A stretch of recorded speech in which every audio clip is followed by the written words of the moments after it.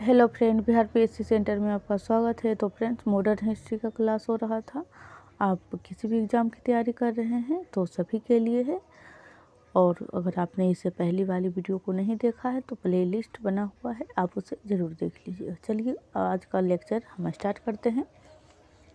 Question number 366, सती प्रथा का अंत करने तथा ठगी को समाप्त करने का श्रेय किसको जाता है? तो ये जो श्रेय जाता है लॉर्ड विलियम बेंटिंक को, सती प्रथा और ठगी प्रथा। चलते हैं इसके एक्सप्लेनेशन पर। ब्रह्म समाज के संस्थापक राजा राम मोहन राय ने अथक प्रयत्नों से लॉर्ड विलियम बेंटिंक ने अधिनियम 1829 के नियम 17 द्वारा सती प्रथा को अवैध घोषित कर दिया गया। और पहले जो है यह नियम केवल बंगाल के लिए था, फिर 1830 ईस्वी में यह बम्बई मद्रास में भी लागू कर दिया गया। यानी कि 1829 में सिर्फ बंगाल में लागू हुआ था और 1830 में बम्बई और मद्रास में भी लागू कर दिया गया। राजा राम मोहन के सहयोग से लॉर्ड विलियम बेंटिंक ने ये अधिनियम बनाया था। चलते हैं नेक्स्ट। फ्रेंड्स, चैनल पे पहली बार आए हैं तो प्लीज़ चैनल को ज़रूर सब्सक्राइब करें। वीडियो अच्छा लगे तो लाइक करें, शेयर करें और हमें कमेंट करें। क्वेश्चन नंबर 367, बक्सर के युद्ध के समय दिल्ली का शासक कौन था? बक्सर का युद्ध 1764 में हुआ था। तो उस समय जो दिल्ली का शासक था वो था शाह आलम द्वितीय, यानी ऑप्शन नंबर डी। चलते हैं।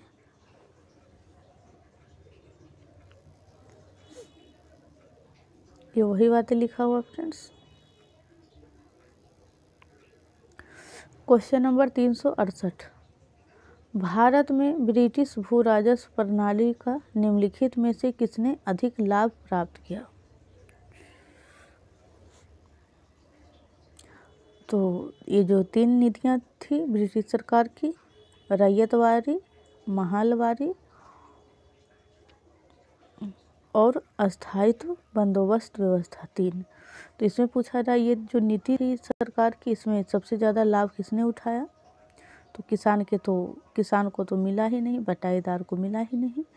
तो इसमें जो सबसे ज़्यादा लाभ हुआ जमींदार को।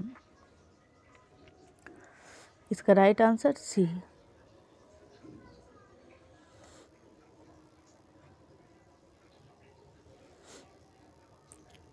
क्वेश्चन नंबर 369, निम्नलिखित में से किसने भारत के अंग्रेजी उपनिवेश नियंत्रण की आलोचना में अन ब्रिटिश पदावली का प्रयोग किया? अन ब्रिटिश एक दादा भाई नौरोजी का बुक भी है, un British rule of India.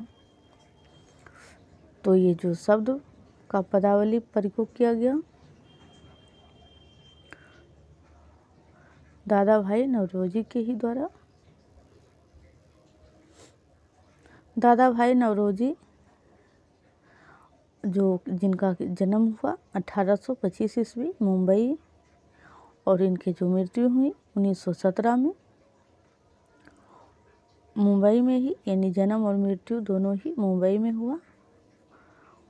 और भारतीय राजनीति का पितामह कहा जाता है और वह दिग्गज राजनेता, उद्योगपति, शिक्षाविद और विचारक भी थे।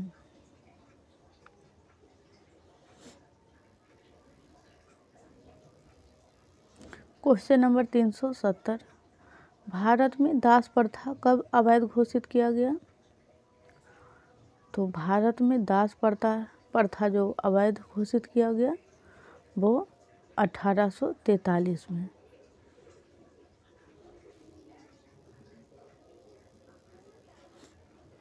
सन 1807 में ब्रिटेन ने दास प्रथा उन्मूलन कानून के तहत अपने देश में अफ्रीकी गुलामों की खरीद फरोख्त पर पूरी तरह से पाबंदी लगा दी। और 1808 में अमेरिकी कांग्रेस ने गुलामों के आयात पर प्रतिबंध लगा दिया। और वर्ष 1833 तक यह कानून पूरे ब्रिटिश साम्राज्य में लागू कर दिया गया और भारत में ब्रिटिश शासन के समय 1843 ईस्वी में इस प्रथा को बंद करने के लिए एक अधिनियम पारित किया गया। फ्रेंड्स, इस चैनल पे आपको चैप्टर वाइज हर एक विषय मिल जाएगा, तो आप इस चैनल को ज़रूर सब्सक्राइब कर लें।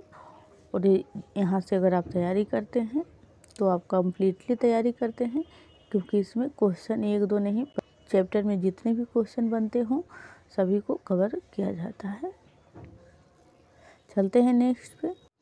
क्वेश्चन नंबर 371, महाराष्ट्र के किस सुधारक को लोकहितवादी कहा जाता है?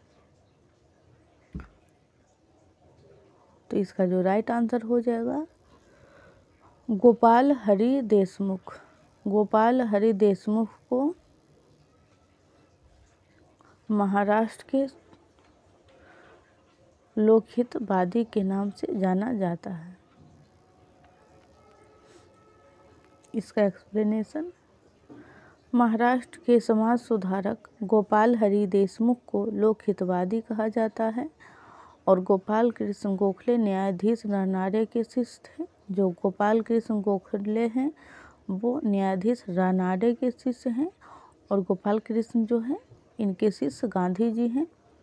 तो वे रानाडे को अपना आध्यात्मिक और राजनीतिक गुरु मानते थे। 1905 में गोखले ने सर्वेंट ऑफ इंडिया सोसाइटी की स्थापना की, जिसका उद्देश्य देश भक्त तैयार करना था। उनकी मृत्यु पर तिलक ने उन्हें भारत का हीरा, महत्वपूर्ण महाराष्ट्र का रतन और देश सेवकों का राजा बतलाया था। और ब्रिटिश सरकार गोखले को एक छुपा हुआ राजद्रोही समझती थी एवं M.G. रानाडे को महाराष्ट्र का सुकरात तथा आधुनिक ऋषि कहा जाता था। रानाडे ने 1867 ईस्वी में पूना सार्वजनिक सभा की स्थापना की, जिसके उद्देश्य जनता में राजनीतिक चेतना को जागृत करना और महाराष्ट्र में समाज सुधारक आदि करना। चलते हैं नेक्स्ट। आधुनिक ऋषि, 1 मिनट में यहाँ पे आपको फिर थोड़ा बता देती हूँ। आधुनिक ऋषि जो कहा जाता है वो रानाडे को कहा जाता है और महाराष्ट्र का सुकरात भी रानाडे को ही कहा जाता है। चलते हैं नेक्स्ट पे। क्वेश्चन नंबर 372, 19वीं सदी की महानतम पारसी समाज सुधारक थे। 19वीं सदी के महानतम पारसी समाज सुधारक तो बहराम जी M. मालाबारी 19वीं सदी के पारसी समाज सुधारक थे। बहराम जी मालाबारी जो हैं वो भारत के कवि, प्रकाशक, लेखक तथा समाज सुधारक थे। वे स्त्रियों के अधिकारों की रक्षा के प्रबल पक्षधर थे और बहराम जी ने स्त्री समाज को मुक्ति दिलाना अपने जीवन का सिद्धांत बना लिया था। भारतीयता के प्रति होते हुए अन्याय या अधर्म के विरुद्ध दादा भाई नौरोजी की लड़ाई में वह उनके दाहिने हाथ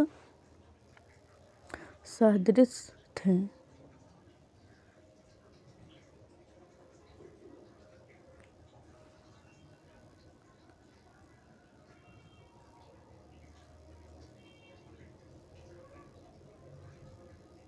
क्वेश्चन नंबर 373, कम्युनिस्ट इंटरनेशनल का सदस्य बनने वाला पहला भारतीय कौन था? कम्युनिस्ट इंटरनेशनल का सदस्य तो M.N. राय।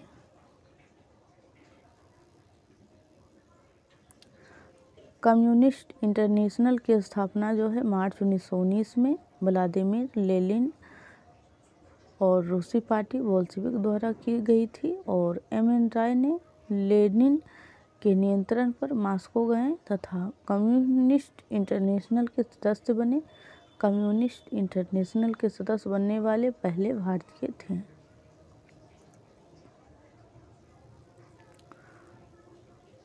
उन्नीस में 13 अप्रैल 1919 में जलियांवाला हत्याकांड भी हुआ था, उसी टाइम इन्होंने सदस्यता ली थी। क्वेश्चन नंबर 374, ये सूची है और किस क्षेत्र में आंदोलन हुआ है, तो हम यहाँ पर इसे लिख देते हैं क्योंकि आपको इस टाइप में समझ में नहीं आएगा। तो पहले तो इसका यहाँ पे पहले हम ब्रश ले लेते हैं। अब हम यहाँ पे आंदोलन और उसके स्थान को लिख देते हैं।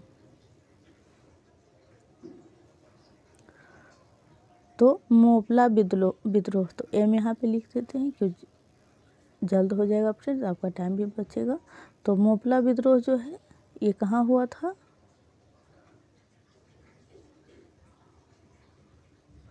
तो ये जो हुआ था वो हुआ था केरल में। मोपला विद्रोह केरल में यहाँ पे हमने कर दिया है।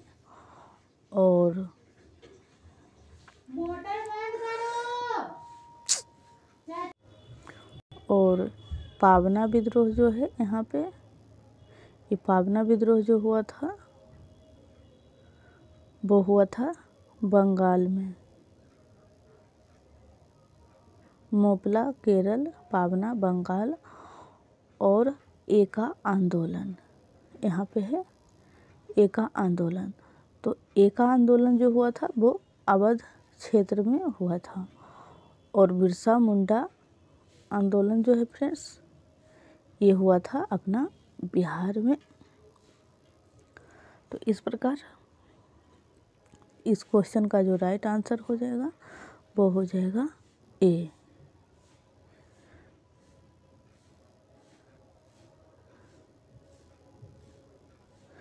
मोपला विद्रोह केरल के मालाबार क्षेत्र में मोपलाओं द्वारा किया गया था। इसके मुख्य अली मुसलियार थे, यानी इसके जो नेतृत्वकर्ता थे अली मुसलियार थे। और 19वीं शताब्दी के उत्तरार्ध में बंगाल के पावना नामक स्थान पर किसानों ने जमींदारों द्वारा शोषण के विरुद्ध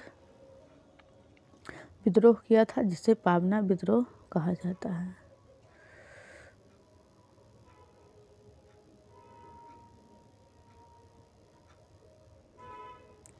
एका आंदोलन भारतीय स्वतंत्रता संग्राम के एक घटक के रूप में जाना जाता है। उत्तर प्रदेश के हरदाई, बहराइच एवं सीतापुर जिले में लगान में वृद्धि एवं उपज के रूप में लगान वसूली को लेकर अवध के किसानों ने यह आंदोलन चलाया था।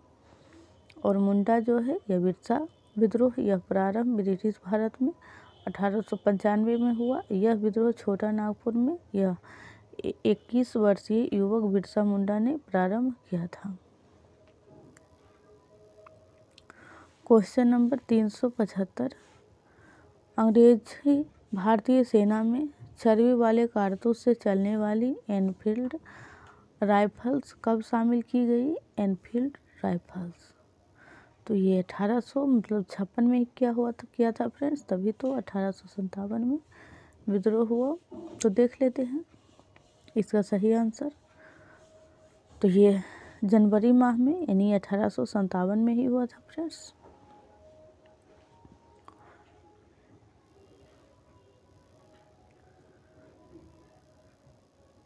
जनवरी 1857 ईस्वी में सेना में एनफील्ड राइफल्स का प्रयोग आरंभ हुआ, जिसमें गाय और सूअर वाले कारतूस वाले चर्बी वाले कारतूस का जो नोक होता है उसमें लगा होता है। और भारतीय सैनिक को इन कारतूसों को मुंह से काटकर फेंकना होता प्रयोग किया जाता है। और 28 मार्च 1857 को 34वीं नेटिव इन्फेंट्री बैरकपुर कोलकाता से सैनिक मंगल पांडे के नेतृत्व में इन कारतूसों के प्रयोग संबंधी आदेश का उल्लंघन किया गया। परिणाम स्वरूप मंगल पांडे को फांसी की सजा हुई। क्वेश्चन नंबर 376, फ्रेंड्स अगर आपने अभी तक वीडियो को लाइक नहीं किया है, चैनल को सब्सक्राइब नहीं किया तो प्लीज़ ज़रूर कर दें, क्योंकि बहुत मेहनत के बाद एक वीडियो आपके लिए तैयार हो पाता है। क्वेश्चन नंबर 376, निम्नलिखित में से किन ब्रिटिश अधिकारी ने लखनऊ में अपना जीवन खोया था? लखनऊ में तो जनरल जॉन निकल्सन है, जनरल नील है, और मेजर जनरल हैवलॉक है, और सर हेनरी लॉरेंस है। तो लखनऊ में जिसने 1857 में जब दमन चक्र चला रहे थे अंग्रेज, तो झड़प में अंग्रेज भी मारे गए, जनरल और भारतीय भी। तो यही पूछा जा रहा है कि जो लखनऊ में अपना जीवन खोया वो कौन कौन से लोग थे। तो 2, 3 और 4 यानी नील और हैवलॉक और लॉरेंस, ये 3 लोगों ने, नील, हैवलॉक और लॉरेंस, ये तीनों जो है लखनऊ में अपना जीवन खोया था। 377, 1905 में बंगाल विभाजन किस वायसराय ने किया था? तो बंगाल विभाजन जो किया गया वो कर्जन के द्वारा किया गया।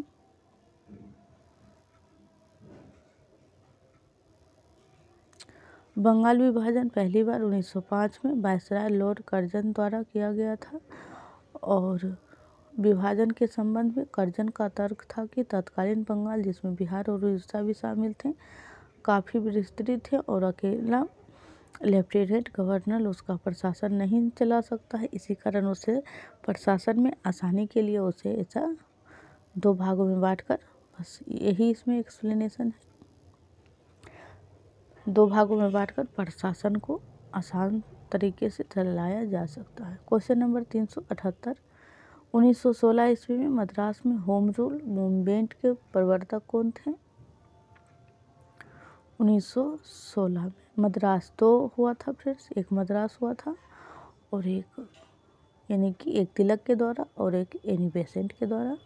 तो मद्रास में जो चलाया गया था वो चलाया गया था एनी बेसेंट के द्वारा, और महाराष्ट्र में वो तिलक के द्वारा। तो वही बातें लिखा हुआ फिर 1916 ईस्वी के मध्य 2 होम रूल लीगों की स्थापना हुई थी पुणे में। होम रूल लीग की स्थापना पुणे महाराष्ट्र में ही पड़ता है फ्रेंड्स, तो तिलक ने, और मद्रास में एनी बेसेंट ने। और होम रूल लीग भारतीय राष्ट्रीय कांग्रेस की सहायक संस्था की भांति कार्यरत थी। 379, भारतीय राष्ट्रीय आंदोलन गर्मपंथियों के प्रभावाधीन आया। तो ये प्रभाव में कब आया? तो 1906 के बाद।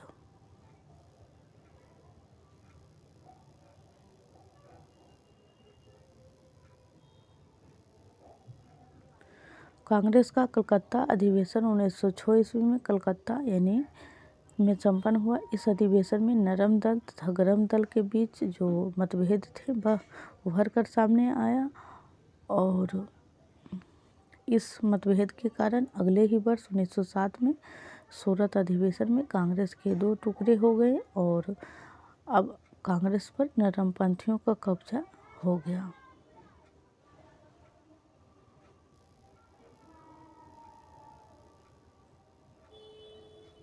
यहाँ पे नरमपंथी नहीं होगा फ्रेंड्स, गरमपंथी होगा, क्योंकि ऊपर क्वेश्चन में पूछा जा रहा है गरमपंथियों का प्रभाव आया, तो 1906 के बाद ही आया था। क्वेश्चन नंबर 380 और आज का लास्ट क्वेश्चन है फ्रेंड्स, गीता रहस्य नामक ग्रंथ किसके द्वारा लिखा गया है? तो बाल गंगाधर तिलक के द्वारा गीता रहस्य नामक पुस्तक लिखा गया है। गीता रहस्य नामक पुस्तक की रचना लोकमान्य बाल गंगाधर तिलक ने मांडले जेल में, यानी मांडले जेल कहाँ है? तो वर्तमान म्यांमार यानी बर्मा, पहले इसका नाम था, में की थी। इसमें उन्होंने श्री भगवत गीता के कर्मियों की बृहद व्याख्या की। तो फ्रेंड्स आज के लिए इतना ही, फिर मिलते हैं कल। तब तक आप मेरे प्रीवियस वीडियो को ज़रूर देखें। एंशिएंट हिस्ट्री भी चैप्टर वाइज है फ्रेंड्स, बिहार स्पेशल, तो आप ज़रूर देखें, चैनल को ज़रूर सब्सक्राइब करें।